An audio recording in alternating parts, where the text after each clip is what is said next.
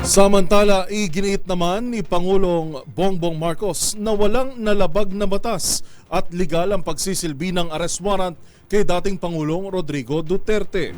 Ayon kay PBBM, sinundan lang ng pamahalaan ang International Police sa pagsisilbi ng arrest warrant dahil may obligasyon ng bansa sa Interpol. Anya ni hindi nakipagtulungan ng Pilipinas sa International Criminal Court o ICC at walang ibinigay ni isang dokumento ang pamahalaan kaugnay sa investigasyon. Sabi pa ni PBBM, walang kinalaman sa politika o partikular sa 2028 elections ang pag-aresto sa dating Pangulo. Ang krimeng iniuugnay kay Duterte ay nangyari umano noong miyembro pa ng ICC ang Pilipinas. We must live up to our responsibilities, to the commitments that we have made to the community of nations. And that is what's happened here. Politics doesn't enter into it. Bakit? Why that? He's never going to be a candidate for anything. Why go after him? Di ba? At saka 2017 pa ito, wala pa ako. Civilian pa ako noon.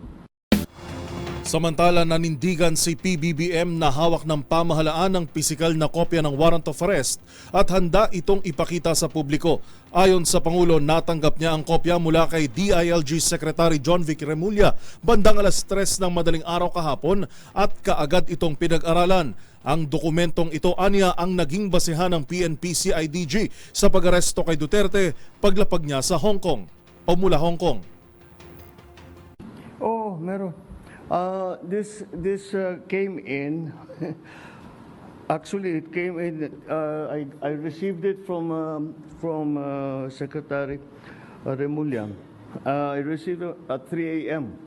last night, and I looked at it, and we went back and forth. 6:30, he wrote me again, and he said, "We have it already. We have the warrant of arrest from Interpol."